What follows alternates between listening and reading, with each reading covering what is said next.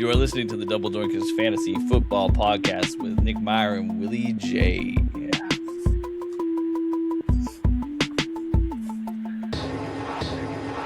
This hot June evening event still. We bring you the AFC South and the AFC East. Breakdowns, deep dives. If you are listening to this on the podcast, this is going to be the AFC South episodes, so stay tuned next week for the AFC East episode. If you're watching on YouTube Live, welcome. Thanks for being here with us. You will get both of them right here, right now. But before I go into that hot June evening, how's it going, Willie? How are you doing? I'm doing good. It's a hot June evening for sure. I don't have AC. I got fans going, and my cat's just laying on the floor, looking at me sad. That's one of those evenings. But I've been good. I've been following a little bit more basketball news and football news recently. Just had the NBA draft. Some big names. No Portland picks, and they traded all their picks, and it's all convoluted. But nothing Portland-wise exciting. But there's been some exciting NBA news. For sure. I'm a Jazz fan, as you may have seen the hat on here recently. So we had the second overall pick, and we got Darren. I want to say Peterson, but now that I'm okay. No, it's Peterson. Yeah. I wanted to commit to that, but I was a little worried. Which, from everything I see, I should be very excited. You should be. I'm glad you mentioned being a Jazz fan. I brought it up because I know that you're a Jazz fan, and the Jazz. You probably have heard this many times, but they do have a really good future. Got some good players. Yeah. It's been long enough. I will tell you that. Like the Jazz drought has been actually more demoralizing than the Raiders drought, because the Raiders were trying every year and they just sucked, except for last year, I guess. The Jazz have just been not trying for it feels like forever at this point. They've been like, yeah, we'll win 3 games in the beginning and then just throw in the towel at that point. Yeah. So, have the Jazz ever been good? I mean, Karl Malone era. Not that I want to say his name. Well, Karl Malone, John Stockton, like that team was goated. It had Brian Russell, excuse me, not Brian Wilson. Not the guy from the Beach Boys. It would have been more goated with Brian Wilson. It would have been entertaining. Jeff Hornacek was there. Isaiah or Isley. Anyway, it's too late in the night and it's too hot for me to remember all these guys. However, I will say Antoine Carr and Greg Ostertag will always hold a place in my heart. When I was growing up and I took shots, my dad would call me Ostertag, and I thought when I was little that was a compliment. And then as I became an adult, I found out that wasn't a compliment. So we've had some beef over that. But, anyway, they also were really good when they had Gobert and Mitchell and Conley. That was a fantastic year. And then they all blew it up because someone in the Utah State Senate didn't like Donovan Mitchell's politics. It's so funny that you mention all those names, because all those players, especially Mitchell and Gobert, are still very relevant. The 2 teams that I've been able to be around and been a vague fan of are the Jazz and the Kings.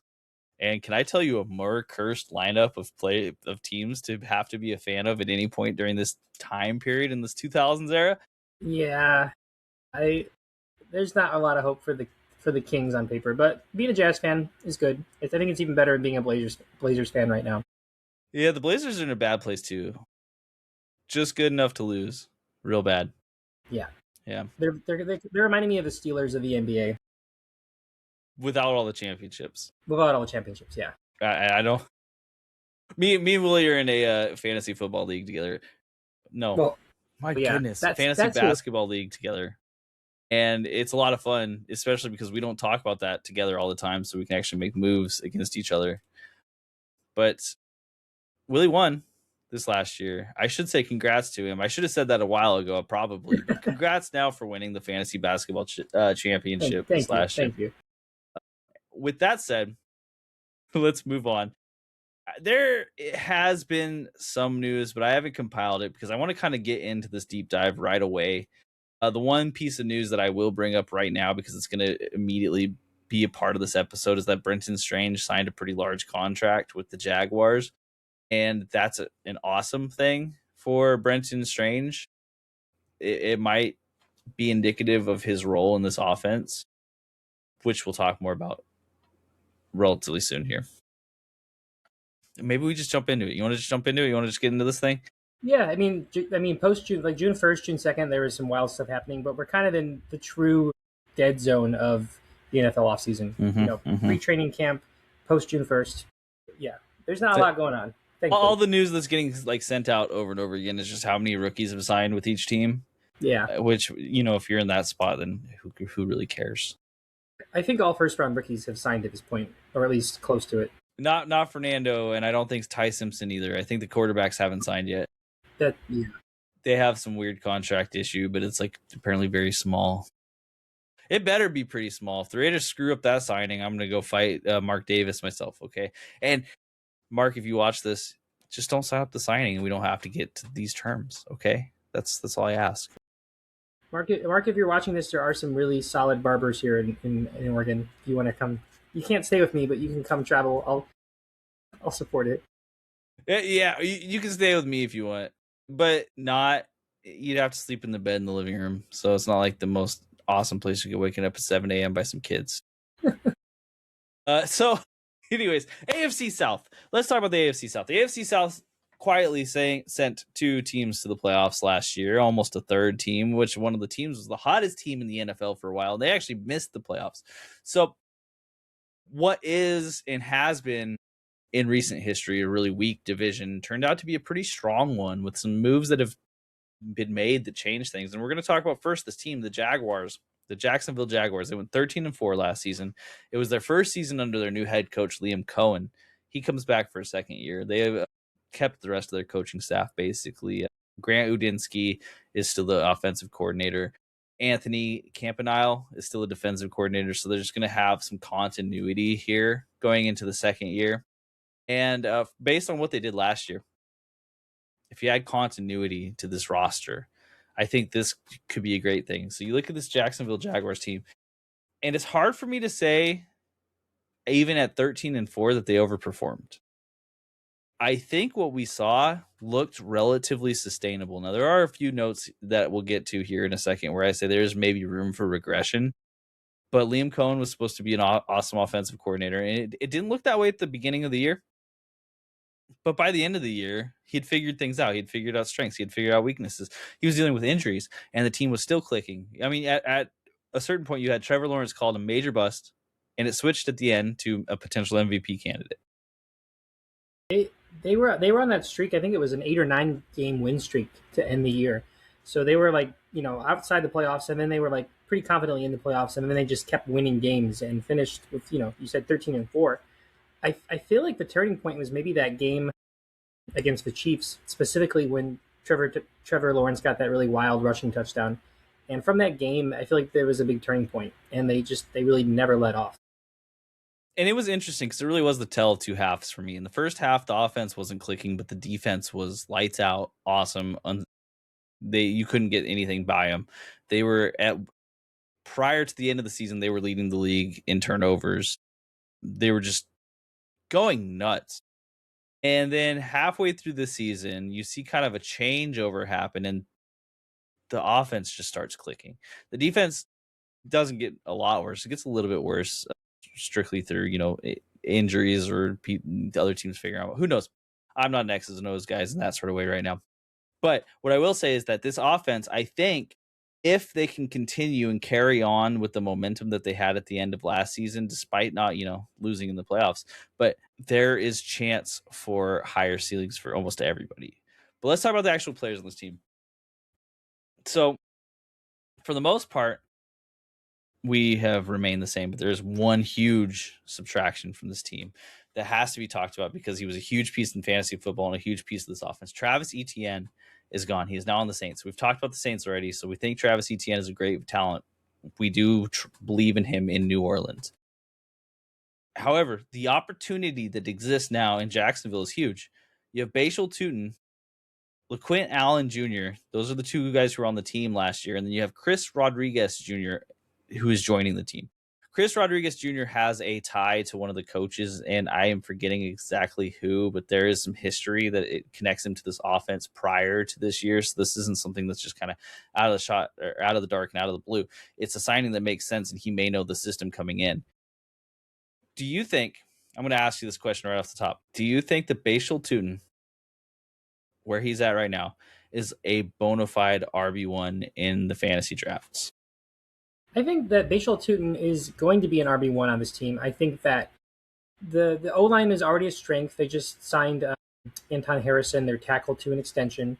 I think that this is going to be a run first team, and not just because of Trevor Lawrence's, not because of, or rather not because of the lack of weapons that Trevor Lawrence can throw to, but also Trevor Lawrence is a pretty good rushing quarterback, and I think that leaning on the run, especially in the second half of last year, was a big strength of this offense overall. And I think that Bashal Tutin, I mean, he was a fourth round rookie. Those can be hit or miss, but he had an electric combine last year, and he really proved himself, especially in the end zone down the stretch. I don't know the stat off the top of my head, but I think he may have had like the same number or maybe even more rushing touchdowns and third down touchdowns than ETN last year. And he was a little underutilized as a pass catcher just because ETN was so prolific as a pass catching running back. So I'm looking where he's going right now in drafts, and I think with any team, there's going to be guys being overinflated because they're the new RB1, and Tutin could fall into that kind of trap. But as I'm looking here, I realize that Fantasy Pros has not made my free trial is up, so I can't see exactly where he's ranked on Fantasy Pros. Interesting. Okay. I'm seeing right now he's ranked at 66 overall. Yes. That's his ECR. So this ADP is actually 55 overall. So he's going in that 5th round, which RB1 of Jacksonville, it makes a lot of sense to me. Yeah, this is the kind of team, it reminds me a bit of the Bears, where even if you don't have an elite guy, the O-line is strong enough and the offense as a whole is strong enough that if you are more or less kind of going into the year slotted in as that most talented RB or RB1, like I think you're going to produce regardless of your overall talent level. And I think that Tutin has a lot of untapped potential. I think that we haven't seen his ceiling yet, not just in his offense, but as a player. I also agree mostly for this reason. Liam Cohen came in and he immediately made the run game stronger, even when the offense was lacking in the beginning of the year. That was mostly due to the passing game. The run game came out strong and stayed strong the whole season. So Bashal Tutin, he had flashes and he clearly has great talent. He's in the NFL, right? He may not be the most talented running back in general, but he is a running back that can succeed in the system. I mean, we saw Liam Cohen make Bucky Irving a thing, different skill sets, different players. However, he can clearly make it work with almost any of these running backs that he's starting.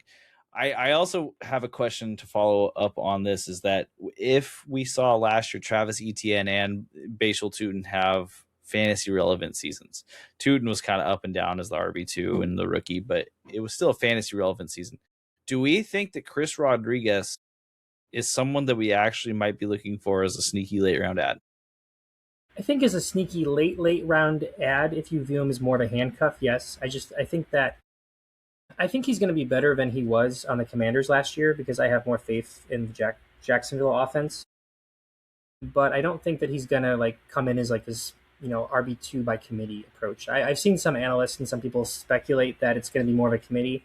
And I think that Rodriguez and Allen will get a decent amount of carries, but I think that Rodriguez is really more of a solid handcuff as opposed to, like a Ramondre to Travian Henderson kind of split. That's fair. And I did. So the connection between Cohen and Chris Rodriguez is that when Liam Cohen was the offensive coordinator at Kentucky, Chris Rodriguez was at Kentucky. So there is the history of him having been an offensive coordinator for Chris Rodriguez in the past. So, maybe that's the reason for the ad. It's familiarity with the system, so you can get someone who can come in and immediately know what's going on as a backup.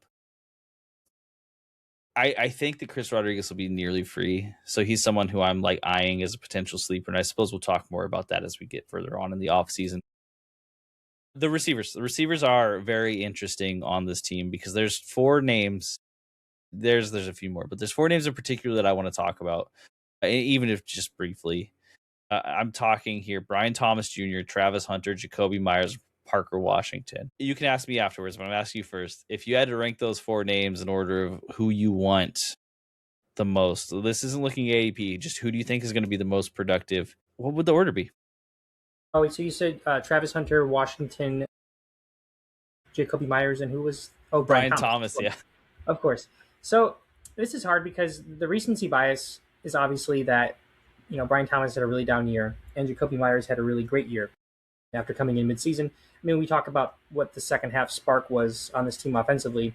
You said the run game was consistent. The spark came from Myers and that Myers trade. Like he really became the wide receiver one and added a lot to the passing offense.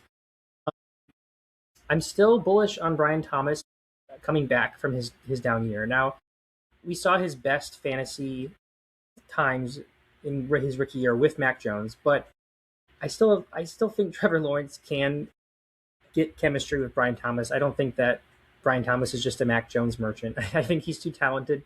I think that he may have just had a down year acclimating to this new Cohen offense, but obviously this is year 2 for him.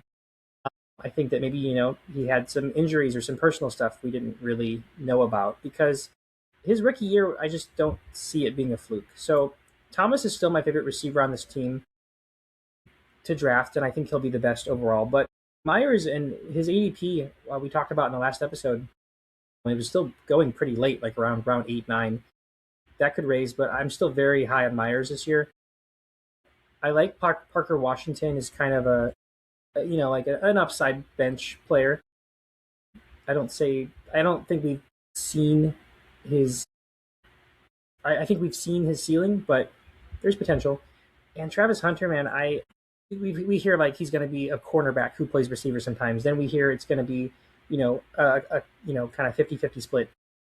I just don't really care to draft Travis Hunter because we have Brian Thomas and Jacoby Myers, and Hunter's a great talent, but I think he's a better cornerback, and his name value is always going to inflate him. I think that's just kind of a given. For me, it's not much different.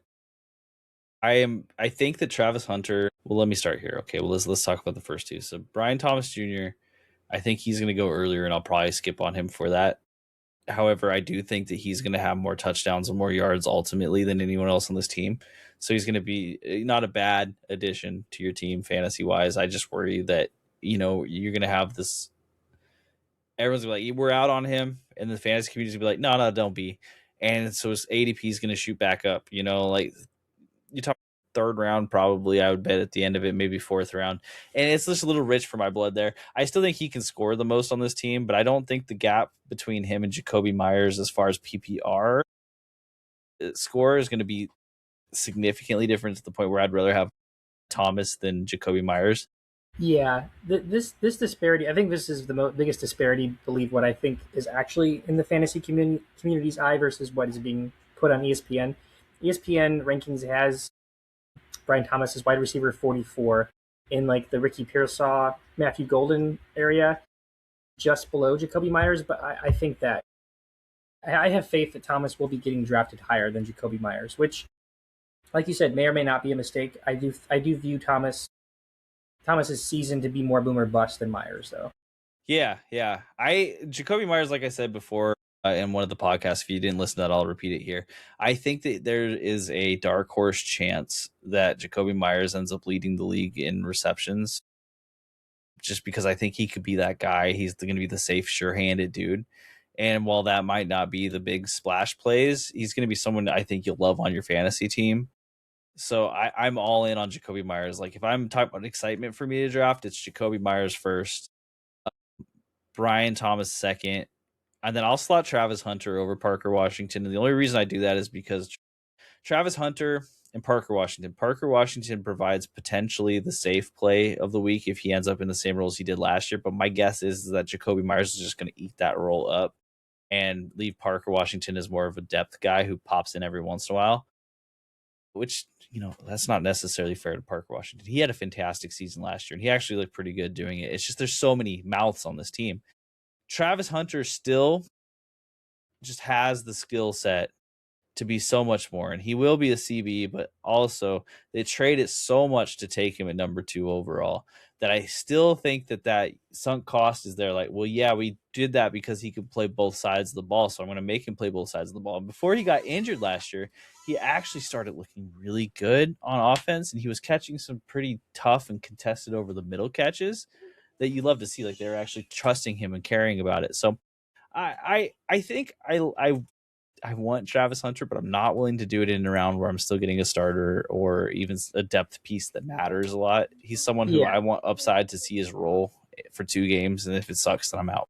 He's the kind of player where he, we had a lot of injuries last year, obviously, but he's the kind of player that was injured that we kind of forget about because, like you said, he was starting to get some chemistry in his offense, and his season was cut short enough that, the regime really just didn't know exactly how to use him and like what percentage breakdown he would play defense versus offense. So I think that they'll probably be starting fresh this year. I'd like to hope that they have some, more consistent idea of how they'll use him on the field, and we'll see that within the first few weeks. I do think he's a fantastic best ball drafter, or fantasy draft pick, because I mean, he has a talent to have those, 30 bomb games, on any given Sunday. And it's just because he's so talented around the field where he, can pick up the short yardage and can run the ball, after, yards after the catch. But also, like, he can catch deep passes, too. So I'm excited to see what he could be. But I feel like his ADP is always going to be higher than, Parker Washington in the background. We saw the risk of what could happen with the dual role come to light last season. It was exactly what everyone was worried about. He was going to be a CB more than a wide receiver, and he's going to get injured, and that's what happened. And so I can understand why people are out on him too.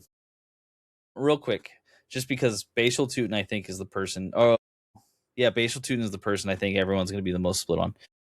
Looking at his ADP, the running backs around him: Quinshawn Judkins and Jadarian Price and Chuba. You taking Bashal over any of those guys? I think it's a pretty fair ranking, honestly. I think that, I like Quinshawn's talent more, but he's also got Dylan Sampson, and I think Dylan Sampson's a bigger threat than Chris Rodriguez. And the Jags have a better offense. Same with Chuba and Jonathan Brooks. And, same with Jadarian Price and Zach Charbonnet. So those are 4 pretty equally ranked guys for me. If I'm ranking the offenses, though, I think I like the Jags offense the best out of those. At least running off like run game. So I think Tutin's a good pick. I worry that his value is going to get inflated after training camp in some videos and he shoots up around. Like, I think he's very properly ranked right where he is. But I do feel good enough about him that I would snack him maybe a little bit early just to have him on my team. Yeah, that's fair. I think I'm in on Tutin over all of those except for maybe Price. Price is the one that gives me like the excitement, but that's also the rookie thing, Yeah, we shoot for the upside. I think that one of the big things that you'll have to look out for is that Tutin's going to rise in ADP a lot just because his name is funny. And that sounds silly, but you know what that means is that the fantasy football people are going to talk about him a lot because they can make a joke about his name. So his name's going to be out there, and they're going to want to draft him so they can have his name be a pun in their team name. Exactly. Yeah. So just a real last thing for the Jaguars here. So they were 11th in passing yards last year, 8th in passing touchdowns. Pretty good efficiency in the red zone, it sounds like.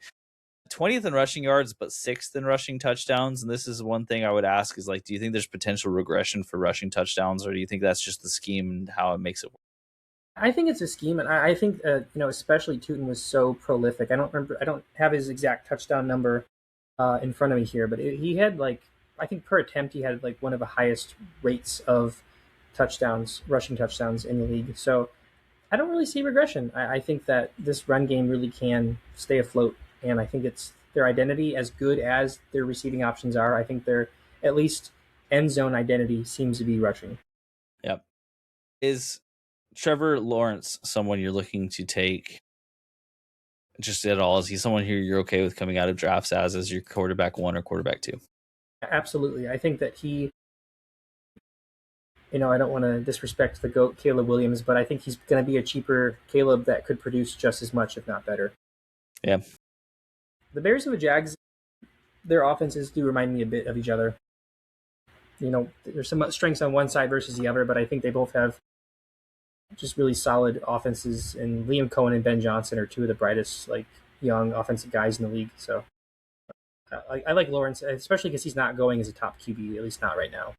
He's like around like 7 or so. So he's someone who you're not necessarily getting him super duper cheap, but for his potential, if he finally does have that MVP season, you're going to be happy you got him. And he's got the pieces around him right now. So this would be it. Also, they lost a lot of defensive pieces, which could be good for their offense because their defense may not be as good as it was last year. So they were first in rushing yards again, second in interceptions, and then they were middle of the pack passing number wise otherwise. So if that defense even falls off a little bit, they're going to have to pass more, and that's also good for these pass catchers. Yeah.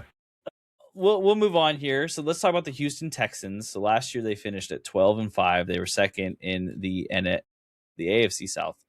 And they also made the playoffs, so we got to see a little bit extra of them.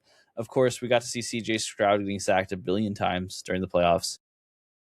And we got to see a run game that consisted of Nick Chubb and Woody Marks. So the head coaching, all the coaching staff remains the same. We still have D'Amico Ryans as the head coach, Nick Caley is the offensive coordinator, and Matt Burke is the defensive coordinator. There was some, I want to say there's no names that you're going to look to draft that were relevant that got added to this team. However, there were names that you're going to be very interested in free agency that got added to this team and the draft. Because what they did is they looked at the one weakness that they had, and that was the offensive line. They saw CJ Stroud getting sacked every play. And this is truly the biggest weakness of this team was the offensive line. Yeah. Everyone agreed. It was like, oh my God, okay, so maybe this team could be good. We're seeing CJ Stroud just suck after having a phenomenal rookie year. People are like, oh my, he might not be the guy at all. He might be the person who ends up not on a team, And I'm here to say, first off, I'm in on CJ Stroud. In fantasy or just into him in general as a player? In general. Okay. In general. In fantasy, maybe. I think there's a chance here for him to come back to form of his rookie year, because what they did is they beefed up their offensive line a lot. So they added Braden Smith, offensive tackle. They added Wyatt Teller, even, the offensive guard.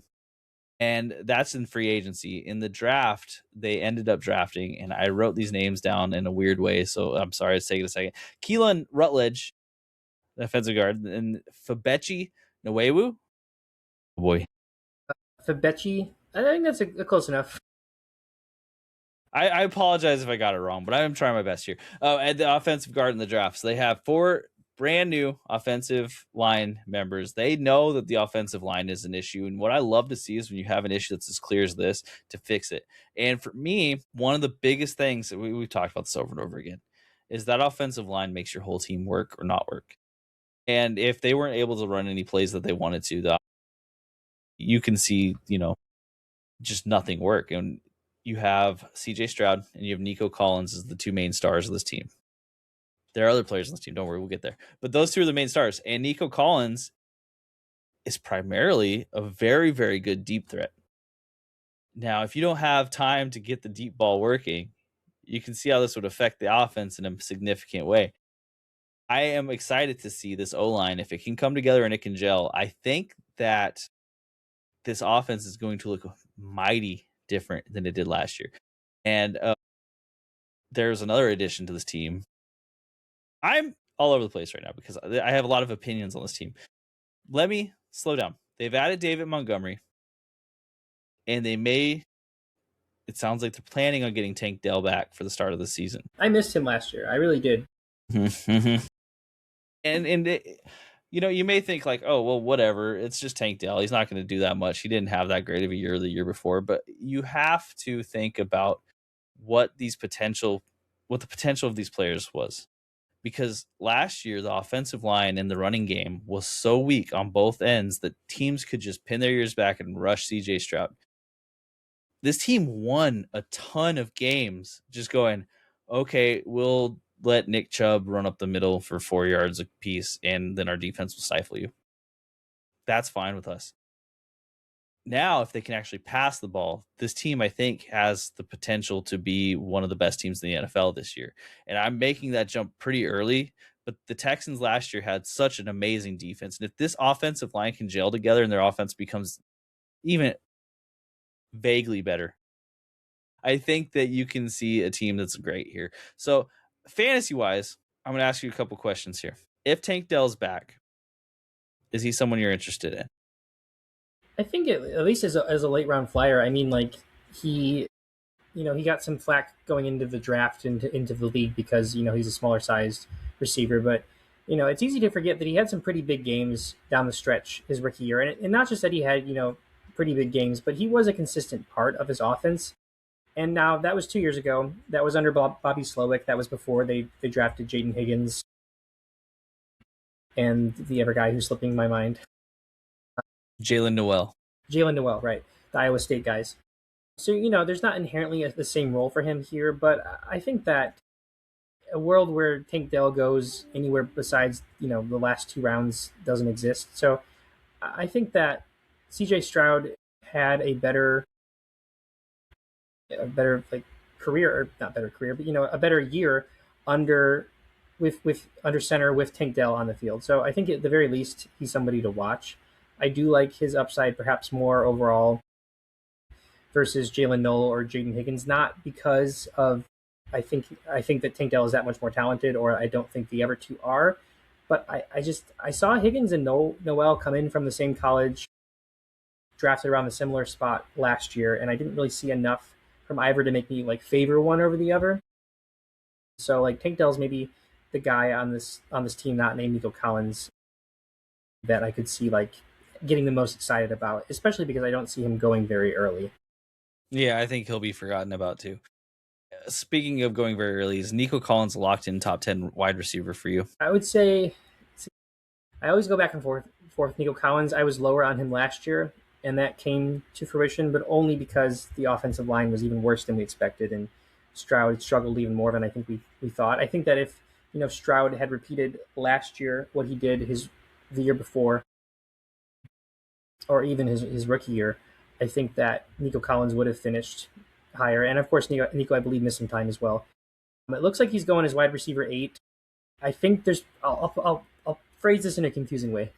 I think that there's 8 or 9 or 10 receivers I'd probably take over Nico Collins, but I think Nico Collins has earned his wide receiver 8 draft spot, if that makes sense. What I would love to see is if Nico Collins even slides like 1 or 2 spots, I'm in 100%. I might still be in otherwise because I think his ceiling is higher than what we're giving it credit for. The offense that we saw last year isn't going to be the same if the offensive line is better. Yeah. CJ Stroud will not get sacked that many times again if the offensive line is better. And you see this offense actually start to click and work once CJ Stroud can target Nico Collins in the intermediate to deep game. We saw the brightest success of Nico Collins when there was some semblance of a run game. And, last year, not only was the O-line so porous and, CJ Stroud was taking so many sacks, they had, just Nick Chubb and Woody Marks, who, had some games here and there, but the running game upgrades we'll talk about have gotten so much more dynamic, in my opinion, than last year, that I think that it's going to allow Nico to, like, actually get the ball in his hands when it matters, which is in the end zone, because that's when he was, really popping off in your fantasy team, was when he was able to get touchdowns, and last year that was just not really a factor. Yep, and I agree. So the run game is something else. I think the combination of upgrading the O-line and then also getting David Montgomery from the Lions in here is interesting, especially for a team that's got such a strong defense potentially. So David Montgomery comes in. Can David Montgomery produce a top-tier running game? He's currently going around the end of round 4, early round 5, right before Bashal Tootin, actually. Is this someone that you're interested in? I have my reservations with him personally just because of who he is and the attitude he had last year. But what about you? You as the Bears fan, how do you feel about David Montgomery? I think that David Montgomery, at least on paper, is coming in as the best running back the Texans have had since Joe Mixon 2 years ago, I think it was, where he had that season where he was going around the same draft range and he, definitely proved that he was worth that draft pick. I think we kind of forget that, Mixon, because of his fall off last year and just kind of who he is in general, we kind of forget that he actually had a pretty dang good run game, or running back season on the Texans. And I think Montgomery is around the same age that Mixon was when he was, showing up on this Texans offense last year. And I think that, I don't know, I think Montgomery, he is, a running back in the twilight of his careers, but he really doesn't miss many games. He missed some time last year, but he doesn't have an injury history. He's been used less the past few years on the Lions because of the split with Gibbs. And I think that, Marks and maybe some others will split into Montgomery's workload, but I think that this is the first clear-cut opportunity for Montgomery. He's being given the RB1 slot in a few years since Gibbs was drafted, and I think he has something to prove. And with the O-line upgrades, I like his ADP right now to return that value. He strikes me as someone that would be a really nice RB2 for your team if you draft some good receivers and an elite RB1 as well before him. I think he can really complement your team, and if he ends up getting drafted and being your flex, that's even better. Yeah, I see. My issue with David Montgomery is I don't remember the last time someone talked so much crap about their past team and then came to a new team and then really showed up. Like Le'Veon Bell didn't do that with the Jets. But he sat out a whole year, didn't he? Yeah, and I suppose this is different because I do believe that the Texans are going to want to run and score running the ball also. And again, the fact that they went out and they addressed their O-line, and that was the thing they addressed this year, gives me hope that they're making it a real, like, someone sat down with D'Amico and was like, hey, I know you had a good year, but you got to do better on the offensive side. We cannot kill CJ Stroud because, they're going to have to pay him $1 gazillion. I don't remember if they already gave him his contract or not. He's going to be playing in the 5th-year option. I think they're working it out. That's it. They're like, we're either going to pay him $1 gazillion and not know if your offensive line gets him killed again. We have to know because, it's such an up and down roller coaster with him. Okay. I suppose last question with the Texans, because this is more of a rumor, so I can't verify this. Keenan Allen's been linked to the Texans. He's been in talks with the Texans as potentially joining this team. I'm not going to ask you about Keenan Allen because it's too much of a reach, but if CJ Stroud gets Keenan Allen as well, are you in on CJ Stroud or are you out on CJ Stroud? I'm out on him regardless, just because it's not a lack of faith in his game. I see him as, going around the range of another quarterback that has rushing upside, which he just does not. Like, the highest I could see him possibly going in drafts is around that Brock Purdy, Matt Stafford range, and I would just much rather have them because Purdy rushes the ball and gets in the end zone, and Stafford's got a Puka, and and Devontae Adams. And I do like Nico quite a bit. I like the weapons this team already has, even without Keenan Allen, but there's no X factor on this team that CJ Stroud is throwing to that I think could bolster him to that QB1 or high-end QB2 range for me. I mean, I think Nico could have a great year, but I don't see him, repeating like what Puka did last year. Joe Burrow's another quarterback that is basically a statue in the pocket, but he's got Jamar Chase to really up his floor. And I don't know. There's not really a world where Stroud is somebody I'm looking to even spot on my bench. This is fair. I think that my gut feeling here with CJ Stroud is really strong and that I think he's going to have a really good year.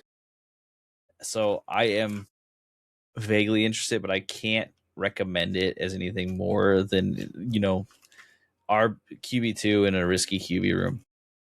Yeah, I would say the same. Like I said, it's a gut feeling. I really want him to succeed because he's the QB that finally defeated the Wonderlic, And I love it when that happens. Let's keep going. And let's talk about the stats last year. Go on. You have a question? Didn't Lamar have a really bad Wonderlic too? Yeah. And I think they still kept it going. Yeah. And CJ Stroud, I think he got 3 points out of the potential, which is you wrote down your name and that's all you did right. That's pretty bad. So just for reference for the Texans last year. So last year they were 31st in rushing touchdowns. Yikes. 22nd in rushing yards. 14th in passing yards and 20th in passing touchdowns. So this offense did have an issue, and I guarantee you it was the offensive line. So I'm excited to see if they can go up from here. And then their defense is awesome. Their defense is, I think, somehow got even better. They added, I know off the top of my head, they added Reed Blankenship, safety from the Eagles. They drafted a defensive lineman out of Ohio State early in the second round. And they didn't have any notable subtractions that I can think of that were at least consistent starters on the defense. So they're just bringing everybody back. And no disrespect to J.J. Watt, because he was an incredible player, but this might be not only the best Texans defense we've ever seen on paper, but like one of the best defenses of the 21st century. Many different ways they're loaded. Very excited about this team. Personally, I'll have a hot take in a little bit here, but right now let's move on to the Colts. So the Indianapolis Colts, Indiana Jones, and the Philip Rivers, and everyone you remember from last year. Well, not Philip Rivers. He left again. He's gone. Michael Pittman's also gone. But we do have all of the coaches returning. We have Shane Steichen as the head coach. We've got Jim Bob Cooter as the offensive coach. Offensive, all right. He's such a serious-looking man in all of his pictures, and I just don't get how you can be both that and have that name. It just doesn't make sense to me. And then Lou and Anarumo. Anarumo, yeah. Yeah, I started saying it real slow. I'm like, no, this ain't it. Just go. So this team, they lost Michael Pittman in a trade to the Steelers. So it wasn't really a loss. This was more of a planned thing. They didn't really draft anyone for the offense. This was a very heavy defensive draft for them. And they added in free agency Carson Tout, which is a tight end. He's not someone who I think you need to be worried about in fantasy, but he fits the mold that the Indianapolis Colts have been looking at since Mo Alley Cox showed up. He's a college basketball player that didn't enter the draft, but he's huge. And then they added Nick Westbrook-Ikine, which is, depth wide receiver at this point in this. But what they did do, and I'm sure everyone heard this, is they signed Alec Pierce to a 4-year, $116 million contract, which had to have been because Philip Rivers was like, that's my best friend. He's going to be so good for you guys, because Philip Rivers really did some work with Alec Pierce. But it's a crazy signing to me, because I don't know that Alec ever showed this. It's crazy. I know the Colts aren't the most popular team in the league, but I guarantee if you ask like 12 casual NFL fans off the street that don't play fantasy, or even that do, who Alec Pierce is, I guarantee like more than half won't know his name. And that's a top dollar receiver contract. It's such a high receiver contract. So, all right, you got Daniel Jones. He's looking to be ready by the start of week 1, which is crazy for an Achilles tear in December. But they say he's already in training camp. I don't understand modern medicine. I'm not going to pretend to. If he's ready in week 1, I think you can expect regression from his play just strictly for how close it is to the Achilles tear. I think that's pretty normal to what we've seen. At least in terms of how he uses his legs, yeah.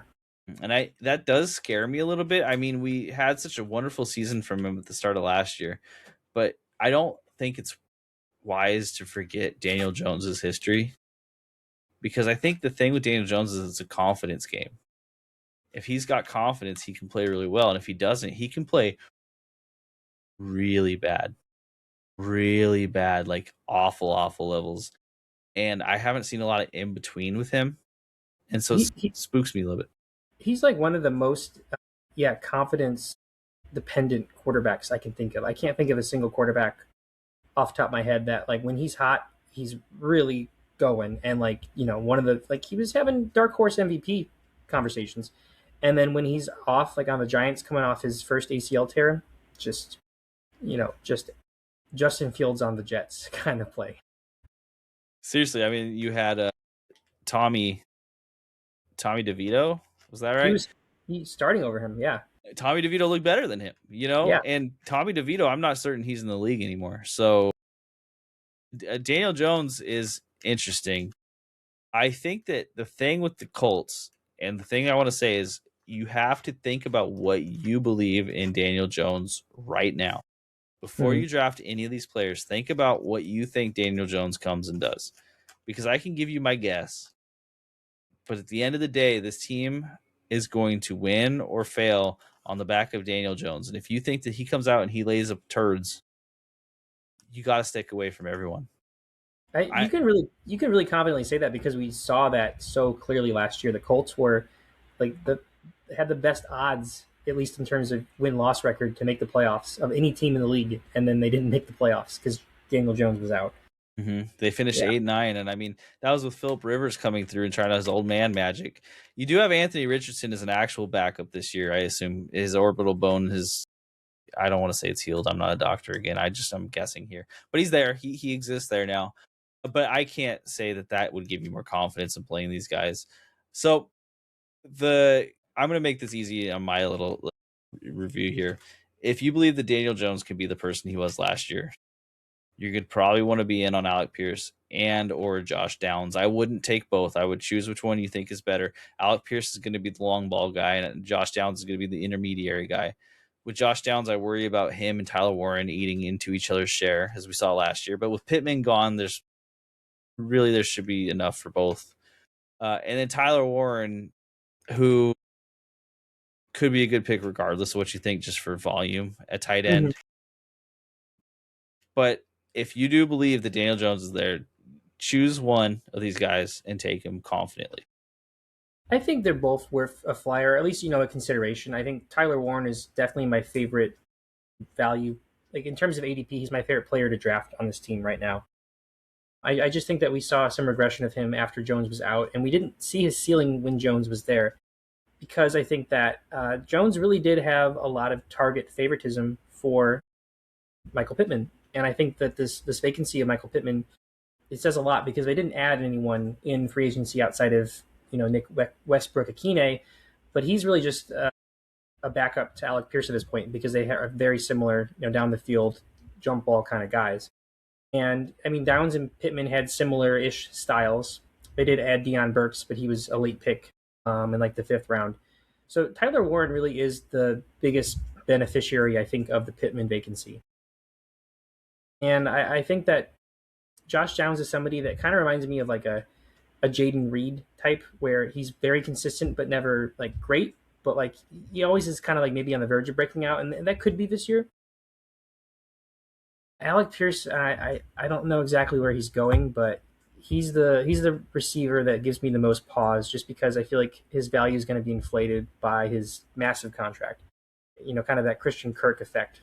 He's at the beginning of the 7th round, according to Fantasy Pros. And it's hard because I could see him, returning value there for sure. I don't think he's going to just fall off. He's not going to have a flop season. With his payday, with how they view him, he's going to have a solid season. I could see him having some disappearing games if, like you said, Daniel Jones struggles or doesn't start the whole year. Because we did see Pierce produce with Philip Rivers at times. Like he had some good games, but I mean, does Pierce have chemistry with Anthony Richardson? I mean, Richardson likes to sling it, and we did see that one pass a couple years ago where Pierce had like an 80-yard touchdown. So it exists, but consistency is going to be the key for Pierce to, I think, return value from that high of a draft pick. It's so hard because of the Achilles tear. I feel like we're in the exact same position with the Colts that we were at the beginning of last year. You're like, hey, these quarterback play is going to be rough, so that's what you have to worry about, right? There is the upside that we saw with Daniel Jones, but I'm so hesitant to say that magic is recapturable. Yeah, especially in this division. Yeah, and one thing that I think is really important for fantasy drafts in particular is that Jonathan Taylor was disgusting last year. He had so many hat trick games. He won. I'm sure the most people who had Jonathan Taylor on their team cruised to the playoffs. It changed in the second half, but that first half was so dominant. He probably won you games on his own. Is Jonathan Taylor, like, if Daniel Jones comes out and he's not as good, is Jonathan Taylor still going to be the dude who can make this happen? Or is he going to be someone who middles out on you? So like what I'm asking is that is he a surefire first round pick, or are you more scared of him there and not someone you want as your bona fide RB1? This might be a hot take because I think that regardless of what happens, Jones misses the beginning of the year, it comes out or whatever, Taylor is a bona fide first round pick. He's going to go very high this year. I could see taking him in the late first if I have like that 11th, 12th pick and I get another guy right after him that I'm confident can make up for any of Taylor's shortcomings. I like that. I will say I am out on Taylor this year, not because I don't. Well, there's two reasons. One, so if in order for him to have the year he did last year, we need to believe that Daniel Jones will produce how he did before he got injured, which I could see happening. I could also very much see not happening. So you basically need him to return. You need Taylor to return value by having Jones return value in his play. And I just look at the guys, like I see Taylor going RB3 average overall right now, and I see guys below him that I like more. There's the younger upside guys like Genty. Definitely Taylor has a safer floor than Genty or an Amari and Hampton. I would probably like Taylor more of an Amari and Hampton, but look at Saquon again. The recency bias, like I think that Saquon 2 years ago had the year that Jonathan Taylor had last year in terms of just returning value and having that elite season. And I think that it's not apples to oranges, but like I have more faith in the Eagles offense being more consistent this year than the Colts offense. And I have more faith that someone like Saquon Barkley, who's going, a half a round to a round after Taylor, to actually have that magical season again than I see Taylor having. So, I don't really see anything changing that would make me want to be in on Taylor really at all this year, because he's going to go top half of first round. I don't necessarily love him there either. I will present one pathway, I think, to relevance that change, even if the offense looks different here. So last year they were 8th in passing yards, but 17th in passing touchdowns. And they were 17th in rushing yards, but 2nd in rushing touchdowns. So kind of like this flip flop. So I could see a world in where the rushing touchdowns go down pretty significantly with the lesser efficient offense, right? But the rushing yards come up as they're making up for Daniel Jones, needing that run game. So I could see maybe like the ceiling being a little bit, like maybe even significantly, but being lower than last year, but the floor raising. I think that's a good point. I also could see the floor raising. I think that, I would say I'm out on Taylor just because I think the recency bias is going to bake him in the first half of the first round, and there's just guys I like more there. But I think that his floor really is one of his safest, especially as you mentioned in terms of rushing yards. I mean, he had 1,585 rushing yards last year, and the Colts still were only 17th in overall rushing yards. So he was the bell cow, and I don't see a big reason for that to change this year. The only significant way I see any change in that is if Anthony Richardson ends up running a ton because he's the one who's in. And if that's it, then all of these predictions are just gone, like none of that matters because Anthony Richardson is just different for this offense. But I will say I don't blame anyone who takes Jonathan Taylor. I think I agree. Here's where I'm trying to decide if I'm going to give you good advice or if I'm going to give you my advice. I'm going to go with my advice here. I love big swings, and I feel like Jonathan Taylor is like the safe pick with the hope for a big swing in that top half of the first round that doesn't have the upside to really like carry you again like he did last year. Like, don't bank on previous production, bank on further production. And Daniel Jones' Achilles injury is just going to change that team. Those touchdowns are going away, man, and he can't get 3 touchdowns a game if they're not always in the red zone. He really was. I mean, he had consistently high weeks, but he really was buoyed by those. He had a couple, at least 3 touchdown games that I just don't see it happening again. I wouldn't say he has the absolute safest floor, but like you mentioned, he has the good mix of a really safe floor with a solidly high ceiling. He's kind of the anti CMC in that regard. Ridiculous ceiling versus not a great floor at all. If you're a team that's drafting in the first and second round and you really like your running backs, I don't hate like a swing on CMC and a swing on Taylor. If you can somehow get both, I don't know how you could, but that kind of swing would make sense to pair with somebody with Taylor, somebody like that. Fair enough. No more Phillip Rivers either. Just FYI for everybody out there, he is gone. I don't see a way he comes back. So let's move on to the last team here in the AFC South. We're going to talk about the Tennessee Titans, a team so memorable last year that I almost forgot to include them in this list. But I didn't. They're here. We're here. They went 3-14 last year, and they have replaced their whole entire coaching staff with a new one. And the coaching staff is full of names that should excite you because they've all been head coaches previously. There's a lot of experience here. So we've got the new head coach, Robert Saleh. Very bald. He used to be the defensive coordinator for the 49ers a couple different times.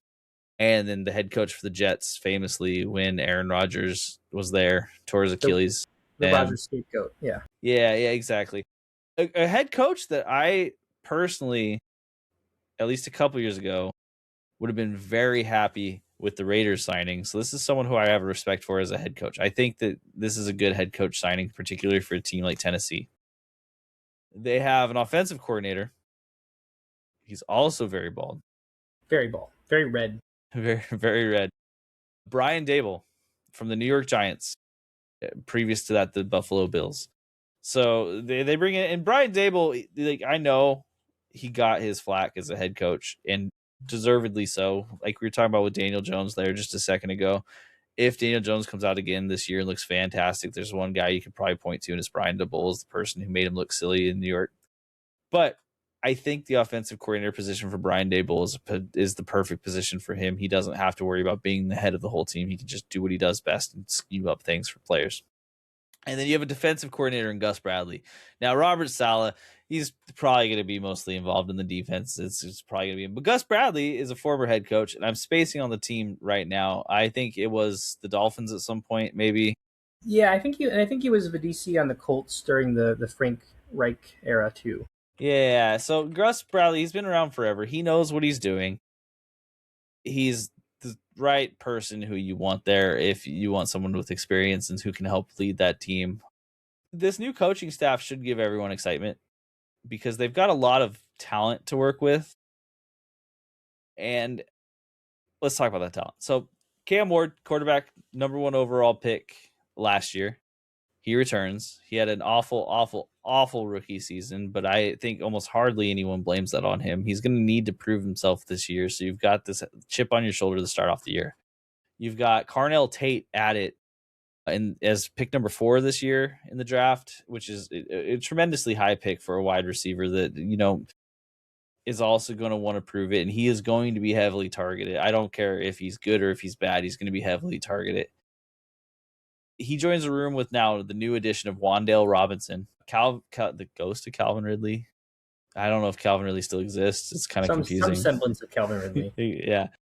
And then your 2 rookies last year that were supposed to hold it down, Elick Aomenor and Chimere DK. So it's a sneaky. Did I mention Wan'Dale Robinson? I swear I did, but if I didn't, Wan'Dale Robinson. Yeah. It's a sneaky, in my opinion, a sneaky solid wide receiver group that maybe I'm looking at it, and if Carnell Tate isn't, he has to have the highest upside of this group, because if it's not him, then it's Calvin Ridley, and I cannot tell the folks to draft Calvin Ridley again. I'm not going to do that. So Carnell Tate, top five pick overall in the draft. Can he be an instant top 12 wide receiver this year? Willie, what do you think? I wouldn't say instant, because I think this offense, there's a lot to get excited about with Dable here. And, Cam Ward year 2, there's a lot of new pieces in here, and I think there's a lot of talent on the coaching staff. But I think it's going to take maybe a little while to gel. So I really have faith, though, in Carnell Tate as a player overall for the whole season. I see him being a reverse Ibuka from last year in a way, where, they're both Ohio State receivers playing opposite Jeremiah Smith. We're never like the clear one, but he comes in. I think the offense is going to start out a little bit slow just because of those growing pains. But I think Tate, like you mentioned, he's taken so high in the draft. He has shown a lot of flashes in college of being really dominant. And they're going to use him a lot. I think the target share alone is going to buoy him to a respectable finish in fantasy. And, if his offense really does go all the way, just take a swing on Carnell Tate. He's not going high enough that it's going to wreck your team if you take a swing, and he's one of my favorite swings to take this year. I think he has the most consistent upside of any rookie receiver, where you have that, possible for really high upside, but also he's got the safest floor, I think, because of his target share. And he's going at the end of the round 5 right now in a 12-team league. So I think that's a pretty good place for him. My thought and issue is with every one of these wide receivers that's drafted early, that he's going to rise up a lot at the end, come August. He's going to shoot up into round 3, and that scares me. But here's the good news. He's on the Titans. Yeah, exactly. Does Wan'Dale Robinson, can he provide real wide receiver 2 value? And does his addition banish the rest of these wide receivers? No, he's not going to repeat what he did last year. He had what he had last year. And he was with Dable for part of the year, but it's because Malik Neighbors was out. Jackson Dart hyper targeted him, and Tate is going to be, I believe, a hyper target of this offense. I think at best, I can see Wan'Dale Robinson having kind of taking over in a way the Calvin Ridley role on this offense and having an actually like decent Ridley season, maybe like Ridley's best years on the Jaguars or something. So I mean, Robinson could be solid on your bench at times, I think, but he was wide receiver 9 last year, and I suspect he's going to be going high enough at ADP just to Yeah. like make me out on him. Speaking of And which, Calvin Ridley is for you right now, basically ADP of 184. So like he might be one of these people you could throw on the back of your bench. I like Ailmanor over Ridley at this point. It's just I like Ridley. I like his career arc and things about what he's opened up about his mental health struggles, and I just think it's over for him. I think he's more of a locker room guy at this point. They still have him on the team for now. I think he's more of a locker room guy, and I do like him maybe more over Shamir DK. I like DK a lot as a talent, but he made the Pro Bowl last year as a special teams player, and I think his juice is going to be on special teams. I don't see him being fantasy relevant at all. Yeah, but yeah, I have a hard time disagreeing with that. So there's two other additions to this team. Well, there's actually one other addition and one other player I want to talk about. So Daniel Bellinger joins this team as a tight end from New York, a tight end who had flashed some serious skills. This team lost Chigakonkwo. So is technically Gunnar Helm is listed as the tight end 1 here. Do you have interest in either of these tight ends is anything other than just watch and see if they pop off? I feel like Bellinger is just a Daboll apprentice kind of, backup, solid blocking tight end piece that could have a couple good games. I think Helm is most likely probably free at this point, and I do like a swing on Helm if you don't get a great tight end 1. Just take him with one of your last picks, just because the potential's there, and he's young, and this offense is ascending in theory, so he's a solid dart throw. But okay, and now I have to ask you the most offensive thing I'm going to ask you again. Your doinker, Tony Pollard. Shockingly enough, there's no replacement for Tony Pollard. Tony Pollard is still going to start the season as the RB1 for the Tennessee Titans. Can you draft Tony Pollard as your running back 3? I complain about recency bias, but sometimes it works out in my favor because he did have I'll just say in terms of my standards, had a very, very disappointing year. Not an awful year overall. The Titans stunk last year, though. Yeah, I think he can be your RB3, though.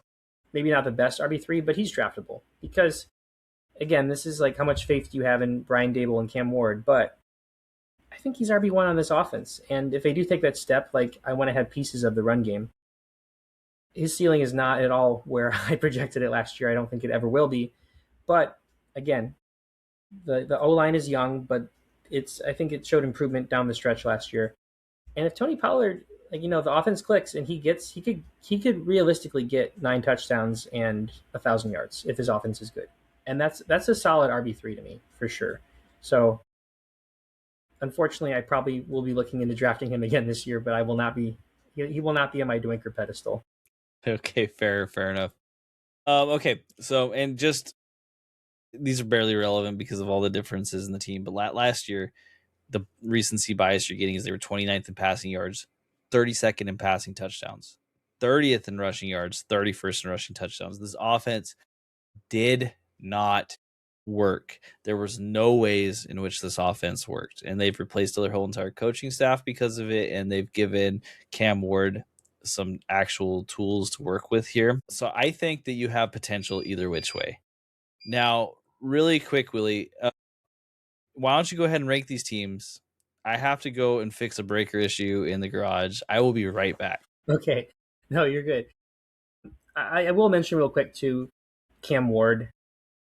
You mentioned CJ Stroud is maybe your kind of sleeper, like that he could take that leap, and I think Stroud has definitely shown more potential in real life NFL compared to Cam Ward last year. I mean, there's really nowhere to go but up for Cam Ward.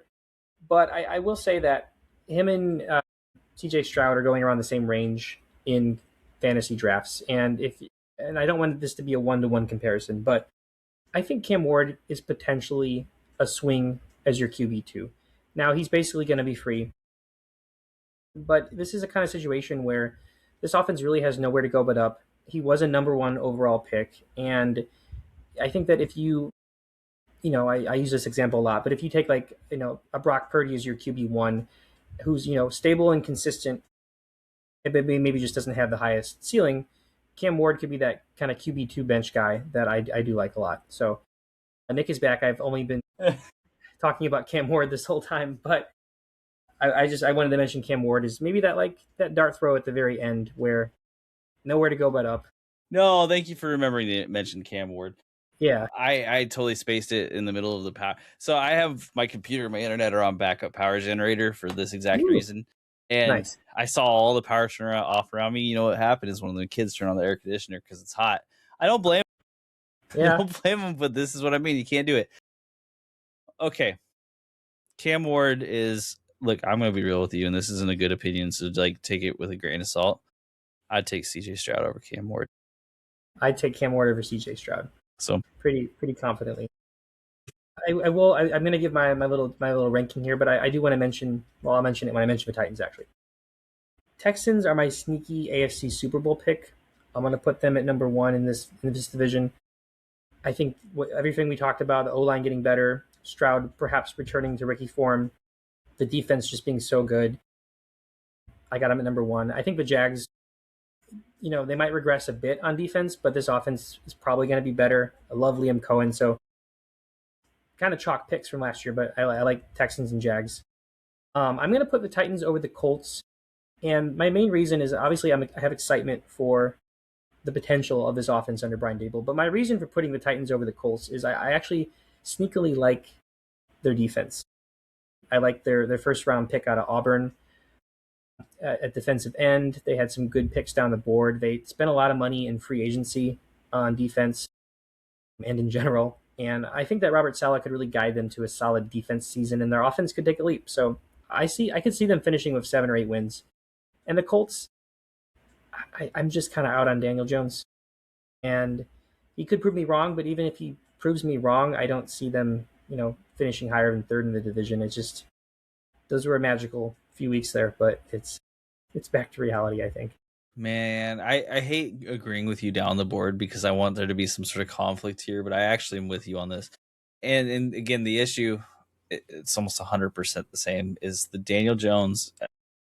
It's not even his play per se. It is just his confidence coming off of the Achilles tear so fast.